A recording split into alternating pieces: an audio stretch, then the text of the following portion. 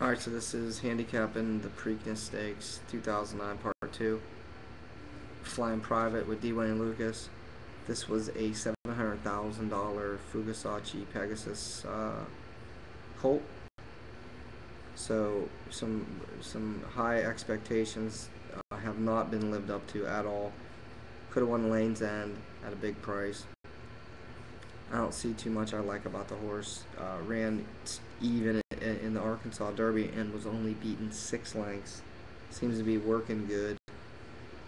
If you throw out the Kentucky Derby, which you can throw out the Kentucky Derby for a lot of horses, you know. I mean, it's just such a crazy race that if they're beaten 10 lengths, their horses aren't used. They just let them. I mean, so with this horse, you're going to get a great price. It's 50, 60 to 1. I wouldn't be shocked. Fast track, but you know, the horse's best speed figure and best race and best against the best top competition was in the Lanes End on the poly track, and before that the best race on dirt. You can go back 6 furlongs on the dirt in the Mountain Valley, only beaten ahead.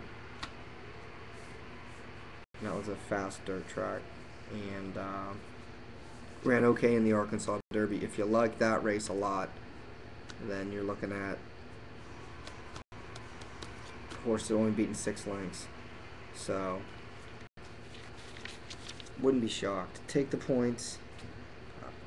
This was a horse that had some hype going into the Sham. It was bet down to 4 to 1 and got pounded by the Pamplemousse, to be honest. But I had this horse, so I won money on this horse. This was a horse on the poly track, now coming back to dirt, and we've seen how the horses have performed, and I think that the trend that I've seen is horses going from poly to dirt or poly to turf. The transition has been made, you know, okay, if the horse is going from dirt to poly or turf to poly, you don't know. I think a horse that's coming off a poly track that they want to put in the dirt, you know, if it's a dirt horse, they take to it no problem. So in the Kentucky Derby, you had Papa Clem, you had Pioneer of the Nile, and the Musket Man's coming out of Tampa, which is a goofy track, and then the Illinois Hawthorne. So with Take the Points, if you look at this horse's best race, and if he's running into his best race, he's not too far from the top 3 horses in this race. So, you know, that's with the filly aside, and kind of I'm talking as a competitive horse race. You know, his best race. We'll see how he goes. Now, Prado's been ice cold, and he's ridden about 10 different 3-year-olds this year, and he hadn't been successful in any of them. So I don't know what his deal is, but I don't like him. I don't think he improves this horse at all in the race. But Take the Points at 30, 40 to 50 to 1. Who knows? Tore It Down is a horse who you're looking at the local horse who gets to sleep in his own bed before the race, coming off a nice workout. And one thing I know, I've watched races enough, that a horse that's on his own local track, a lot of times these horses will hit the board. There's a lot of times that these local horses go off at huge prices and hit the board. So he's another one that, from that perspective, you know, not too worried about putting some money on him. Here's a horse bred by Medaglia d'Oro. You know, if you look to the horse right to the outside, Medaglia d'Oro. So I mean, the breeding's right there, and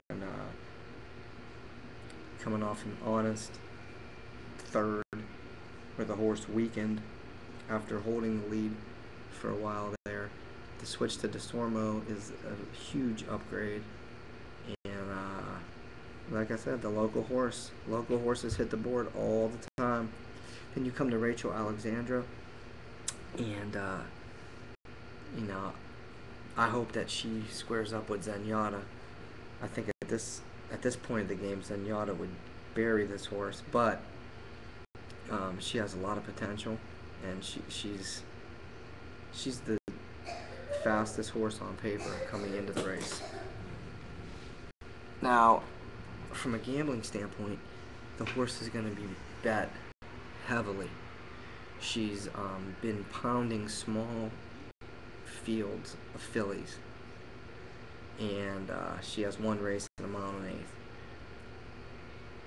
I mean, I don't think that the money for me is going to go on an outside post at 8-5 or less with a horse who's trying to go the furthest she's ever run against the boys for the first time, against the hardest competition she's faced. I would have liked to have seen a better field in the Oaks, but she's in good hands. She's obviously one of the top 3 or 4 horses in the country. But if you look at the Derby, the trifecta paid $41,000. So she's no lock to me at all. She'll be overbet unless she wins, and then if she wins, she's not overbet. I'm gonna try to beat her.